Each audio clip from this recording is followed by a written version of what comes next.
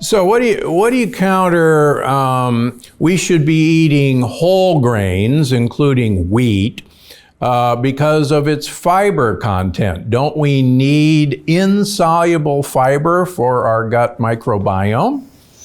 You are 100% correct. We do need fiber, but it is absolutely not what we're going to get from wheat. It's a huge leverage point, I think, for the wheat industry, the grain industry, to say, oh, we're high in fiber. The reality is that fiber is delivered in such a way that it is threatening. It's delivered along with a lot of carbohydrate that we don't need. It's delivered along with a lectin by the name of gluten that we've just been talking about.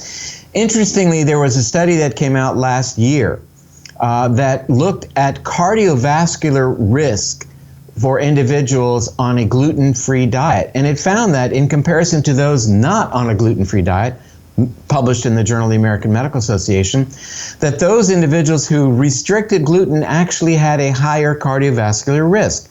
And immediately the media decided to spin that information and say, see, if you don't eat wheat, you're increasing your risk of cardiovascular disease.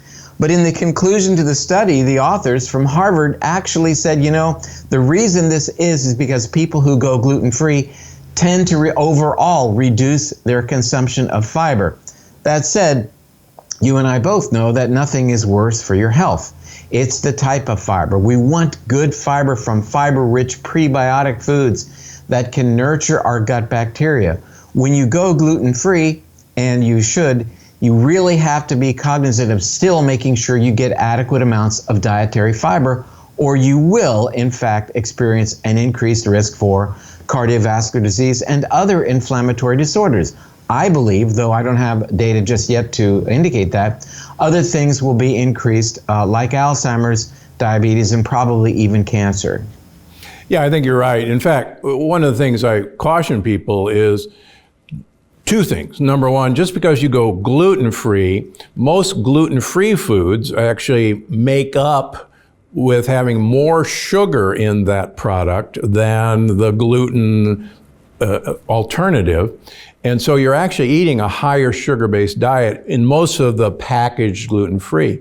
The other thing that was fascinating to me that I mentioned in the plant paradox, you can take a number of subjects who have biopsy-proven celiac disease, the gold standard, put them on a gluten-free diet for 16 months, re-biopsy them, and 70% of people on a gluten-free diet will still have celiac by biopsy. And my opinion is that's because they're actually eating a very lectin-rich diet that just has been, the lectin gluten's been removed.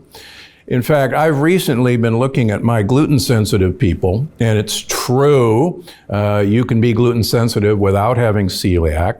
And there's this myth that you can't have celiac without having the celiac genes. And where this myth came from is beyond my comprehension, because I have a number of people with celiac disease that don't carry the genes.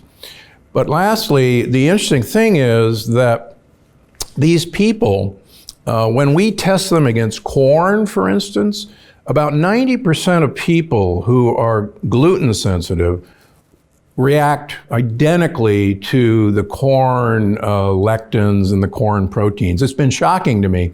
And there's a really very straightforward mechanism that explains that, because once you have breached the gates, in other words, once you've increased gut permeability by virtue of a gluten exposure, etc., you allow other antigens then to make their way through the gut lining to be presented to the toll-like receptors on certain white blood cells that then initiate these sensitivity reactions. So it's very common then to see casein sensitivity, corn sensitivity, other forms of food intolerance or actual allergic reaction or sensitivity in relation to individuals who have bona fide gluten issues. So again, it's all about what goes on at the level of that integrity of the gut lining, which plays a huge role, as a matter of fact, in inflammation throughout the body, and truly even brain health is affected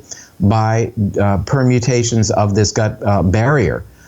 this notion of the body being integrated and having these relationships is now really become front and center. And how great it is, because it gives us so many more tools to treat issues that we can consider focusing on the gut wall integrity as a way to reduce that mechanism, inflammation, that is operant in Parkinson's, Lou Gehrig's disease, even Alzheimer's and autism. Yeah, we're truly, a symbiotic organism, and the more we realize how dependent we are for the denizens that live in our gut, in our mouth, on our skin, Dale Bredesen would say in our nose, the more we realize how much control they have over our fate, which is basically the longevity paradox that I come out with in March,